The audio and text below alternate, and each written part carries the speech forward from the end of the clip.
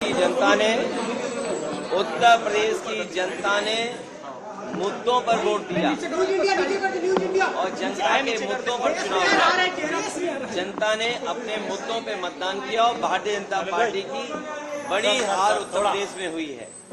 जहां तक सरकार बनने का ना बनने का है, सरकारें बना करती हैं, सरकारें गिरा करती हैं। सरकार में बहुमत नहीं हो तो बहुत लोगों को खुश कर करके सरकार बनानी होती है। मुझे लगता है ये खुश करने की जो कदम चल रहे हैं, खुश करने के लिए जो फैसले हो रहे हैं, और सब गिनती का सवाल होता है। सरकारें जब खुश करके बनाई जाती हैं तो कोई और खुश कर देगा तो उधर चले जाते हैं। हमें उम्मीद है कि जनता ने जो फैसला देश के सामने लिया है, संविधान, आरक्षण और लोकतंत्र मजबूत हो, हमें उम्मीद है कि आने वाले समय में ऐसी चीजें आप देखोगे कि लोग उनके लिए साथ खड़े दिखाई देंगे। अयोध्या से भी आप लोगों को जीत मिली है। कल से अयोध्या को लेकर लगातार बीजेपी वहां से हारी है। आपने भी देखे होंगे ऐसे में। देखिए, सच्चाई तो ये है कि भारतीय जनता पार्टी और सीटें भी हार जाती है उत्तर प्रदेश में। भारतीय जनता पार्टी और भी सीटें हारती उत्तर प्रदेश में। आप जब अयोध्या का नाम ले रहे हैं, अयोध्या की जनता का मैं धन्यवाद देता हूं। अयोध्या की जनता का दुख दर्द आपने भी समय समय पर देखा होगा। उन्हें जो उम्मीद थी वहां की जनता को, जिस तरह के सरकार का कामकाज था, लोगों को मुआवजा नहीं दिया सही जमीन का, लोगों के साथ अन्याय किया, आपने मार्केट की कीमत से जमीनें नहीं ली उनकी। जब लैंड एक्विजिशन करने के लिए आप चले तो आपने दबाव बना करके, झूठे मुकदमे लगा करके उनसे जमीन छीन ली।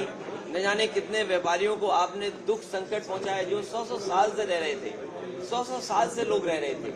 ऐसे भी परिवार हैं जो अपनी गाय भैंस के साथ, जानवरों के साथ 100-100 साल से रह रहे थे, आपने उन्हें उजाड़ दिया। आप किसी पुण्य काम के लिए आप गरीबों को उजाड़ रहे हैं।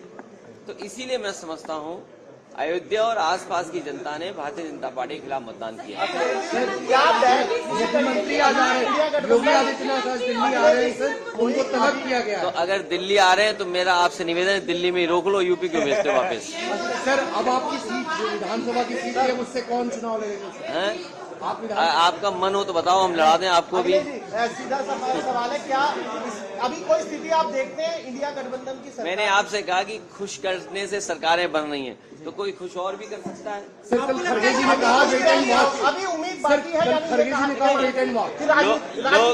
लोकतंत्र में और गिनती जब होती है तो आस और उम्मीद कभी खत्म नहीं होनी चाहिए। आस हमेशा बनी रहनी चाहिए, उम्मीद हमेशा रहनी चाहिए। कितने दिनों में उम्मीद है कि पार्लियामेंट की रणनीति क्या डिस्कस हुई कल सर? अभी बता दें आपको। सर आप दिल्ली में हैं। अभी तक उत्तर प्रदेश में हार की जिम्मेदारी भारतीय जनता पार्टी में से किसी ने नहीं लिया। मैं एक बार फिर अपने मीडिया कर्मियों का धन्यवाद देता हूं, क्योंकि जो मैं लगातार कहता था कि मंत्रिमंडल बदल जाए, मीडिया मंडल बदल जाए, कुछ चीजें नहीं बदल पाई हैं। अखिलेश जी, जयंत जी से बातचीत करेंगे आप लोग अगर जरूरत पड़ी तो?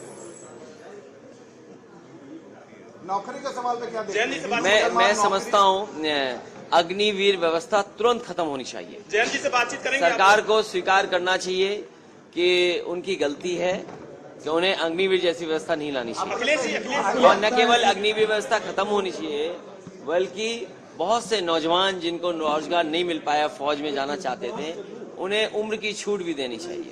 अखिलेश जी इतनी सीटों की उम्मीद थी और भी ज्यादा। एनडीए सरकार बनाने में लगी है और शपथ 8 तारीख को होने जा रही है। 7 तारीख को राष्ट्रपति ने समय ले लिया। तो अच्छी बात है, वो तो गिनती है, गिनती जिसके पास होगी राष्ट्रपति उसी को शपथ पे बुलाएंगे, फिर गिनती बदल जाएगी, फिर कोई और शपथ देगा। ये क्या बात हुई? तो शपथ चलती रहती है।